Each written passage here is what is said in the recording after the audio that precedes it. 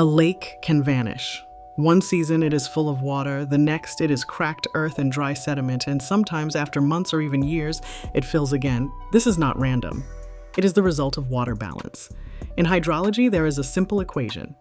Water in minus water out equals change in water level. A lake receives water from rainfall, rivers, snowmelt, and groundwater. At the same time, it loses water through evaporation, surface outflow, and seepage into the soil. If incoming water decreases or outgoing water increases, the lake level begins to drop.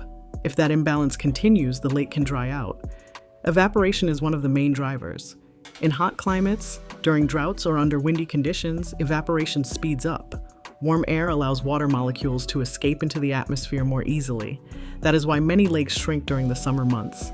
Some lakes are naturally seasonal. They exist only during rainy periods. When the rains stop, the water supply is cut off. Evaporation becomes dominant, and the lake dries up.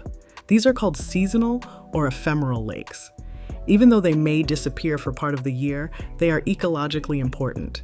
They provide resting areas for birds and breeding habitats for amphibians and insects. Climate change is influencing lake levels around the world. As temperatures rise, evaporation increases.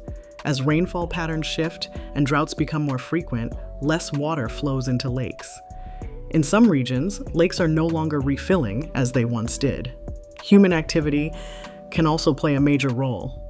Diverting rivers for irrigation, industrial use, and expanding cities reduces the water that feeds lakes.